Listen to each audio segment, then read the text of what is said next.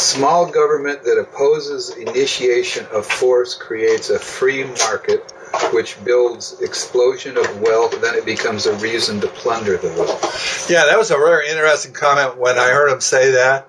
And so he was agreeing that small government leads to all this prosperity. But then because of all this prosperity, government sees it as a great, a great basket of wealth to plunder. And it will lead to plundering. So he's actually arguing in this debate he was doing with Michael Badnarik, he's actually arguing that small government does lead to all this prosperity.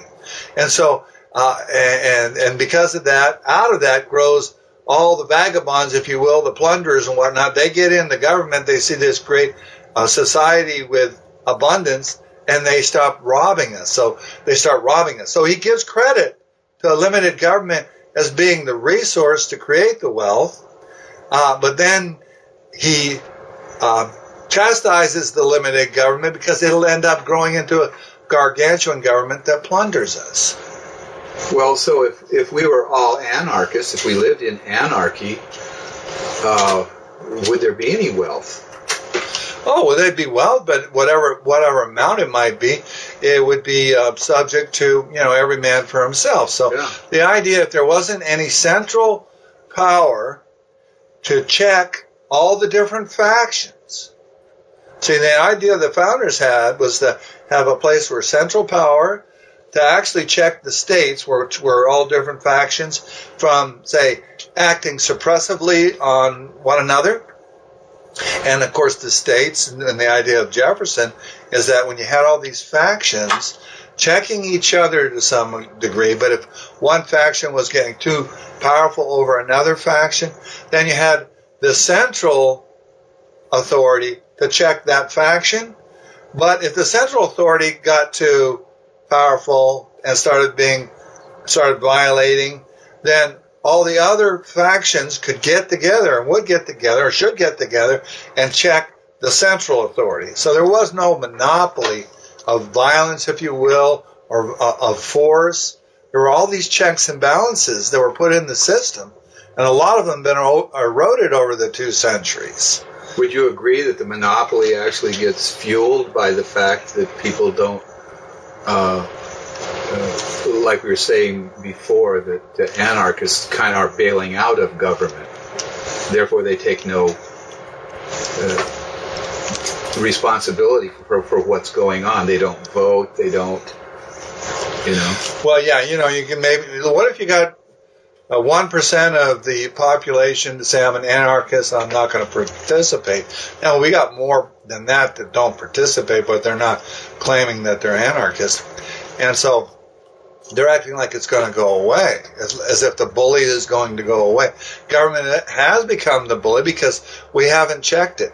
The factions that were established to check the central authority and central power, the states, of course, the reason the butchering of the Constitution through the centuries, like the 17th Amendment that took power away from the state governments, was and allowed the federal government to be able to start to grow and become more of a bully. If we don't check this power, yeah, it becomes very abusive like this.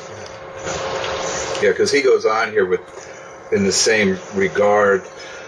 Small government that opposes initiation of force creates a free market, which creates wealth, and then government plunders the wealth.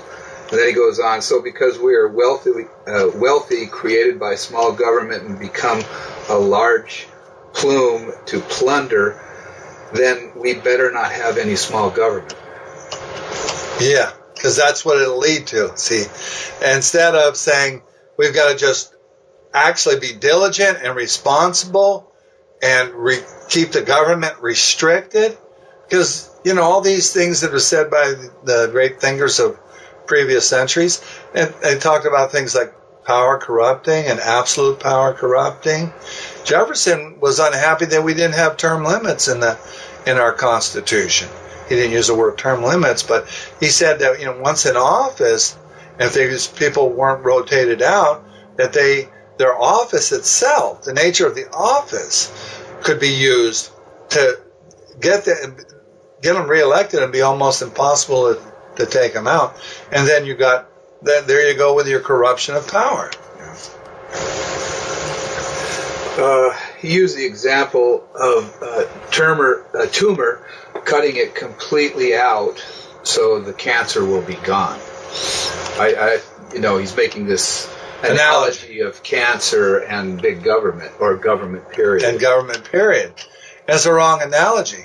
Because, and I actually had a debate with Larkin Rose, and that same subject came up, and I told him it was a wrong premise, because number one, all human bodies, I guess all living organisms on the animal side of the spectrum, have some cancer in their bodies, and the immune system deals with it. So his analogy that government is a cancer is the wrong analogy, because government is actually the immune system for society, if you will.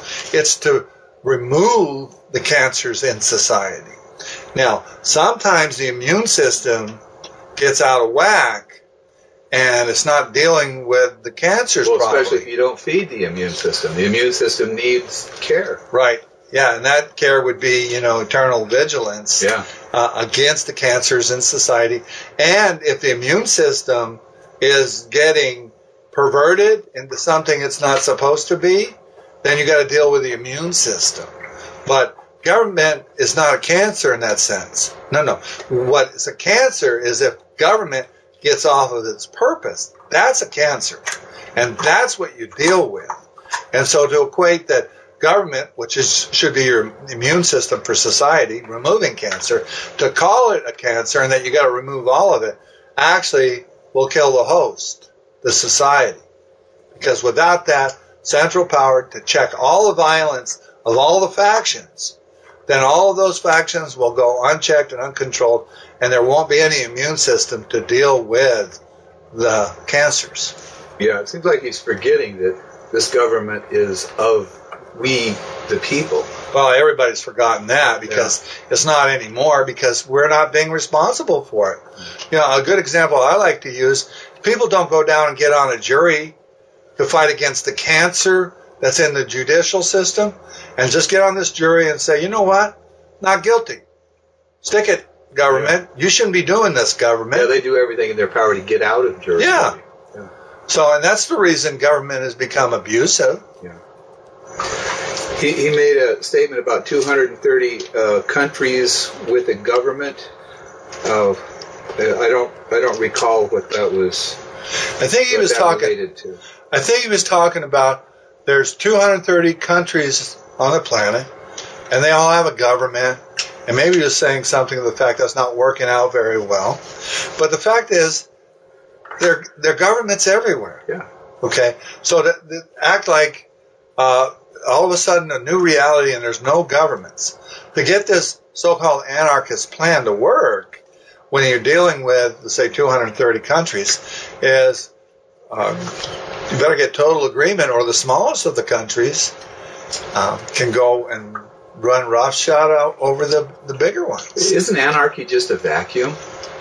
No, it's an impossibility. It's worse than a vacuum, because it's actually an impossibility. Well, because a vacuum is kind of an impossibility. I don't think maybe a black hole is a complete vacuum. I don't know. Yeah, I don't know.